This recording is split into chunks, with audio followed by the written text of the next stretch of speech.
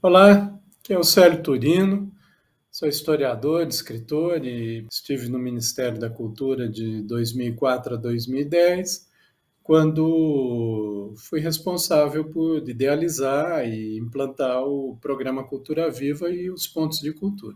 A primeira inspiração para o ponto de cultura, vocês podem ver até na logomarca do programa, né? Logo do início, né, que são esses homens aqui, né, um se complementando o outro, ela vem do homem vitruviano. Ela é a primeira inspiração para o ponto de cultura. Até mesmo o nome, ponto de cultura. Dá-me um ponto de apoio e uma alavanca e eu moverei o mundo. Arquimedes, um matemático grego, um pouco mais anterior, aí, tem uns 2.500 anos desse pensamento. Em 6 meses, nós partimos do ponto zero, chegamos a 72 pontos de cultura. Isso em 2004. No ano seguinte, abrimos um novo edital para pontos de cultura, vieram 2.500 projetos, selecionamos mais 450. E assim fomos crescendo. Aí, em 2007, fizemos a descentralização do programa para estados e municípios maiores, demos um salto. À época havia 750 pontos de cultura, acrescentamos mais 2.500, até chegamos aí ao patamar de 3.500 pontos de cultura em 2010, né? Com transferência de recursos, a maior parte de forma descentralizada. Essa progressão geométrica ela também tem origem em um outro pensador matemático, Fibonacci. Fibonacci foi um grande matemático ali na Península Italiana, no século XIII, e ele foi observando a matemática da vida, né? Porque na vida tudo é matemática. As folhas, em que ele foi observando um processo sequencial, que dá origem também à chamada projeção áurea.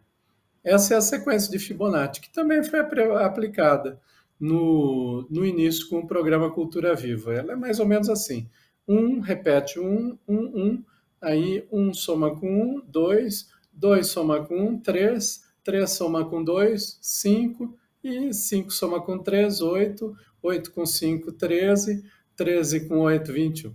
E assim ela vai fazendo esse processo espiralado de desenvolvimento.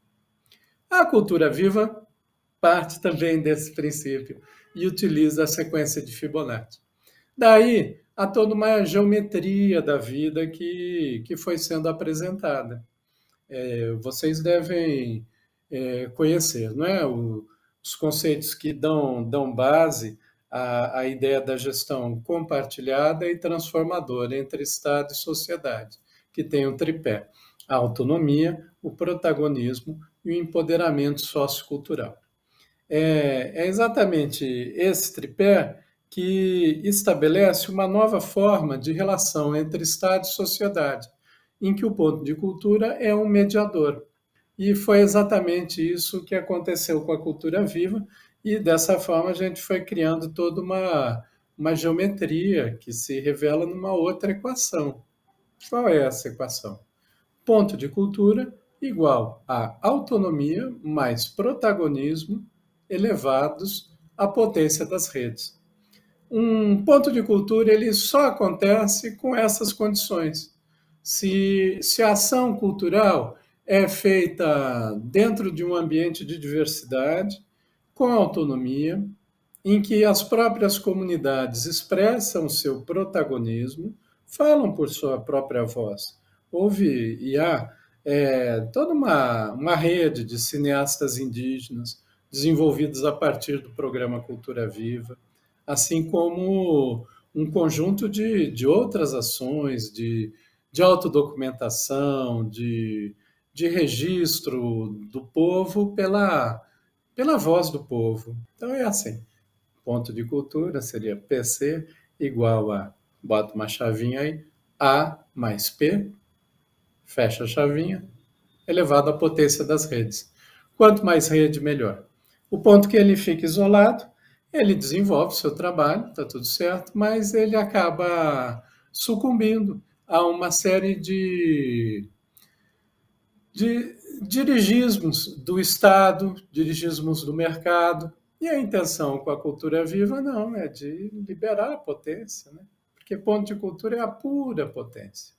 Vamos difundir os pontos de cultura em uma perspectiva de fato emancipadora, em que cada comunidade se manifesta pelo que ela é, mas também pelo que ela não é, mas naquilo que ela se identifica com o outro diferente, e quando ela se identifica com o outro diferente, ela vai criando coisas novas. São algumas formas de a gente interpretar a cultura e os processos criativos em uma dimensão mais ampla, que ao mesmo tempo ela é abstrata, mas ela é muito concreta porque ela é calcada nos processos de vida, como é a sequência que Fibonacci desenvolveu há 700 anos e que ainda hoje é utilizada como um meio para que a humanidade consiga se compreender, né?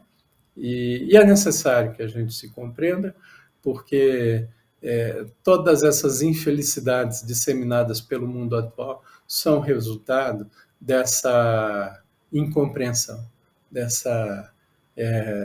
desses processos todos de cisânia, de manipulações, de ódios, mentiras e falsidades que acabam impedindo que a gente realize a felicidade. E como já disse Oswald de Andrade, como já escreveu no Manifesto Antropófago, a felicidade é a prova dos 9. Ponto de cultura é também a busca da felicidade. Forte abraço.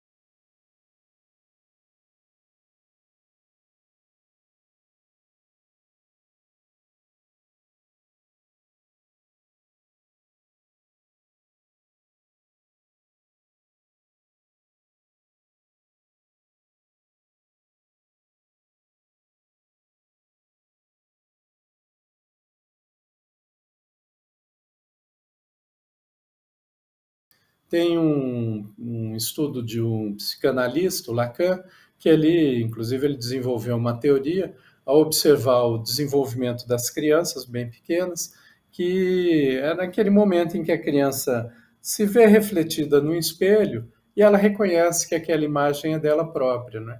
Aí é um salto na construção da personalidade, da qual todo mundo passou em algum momento da vida, né?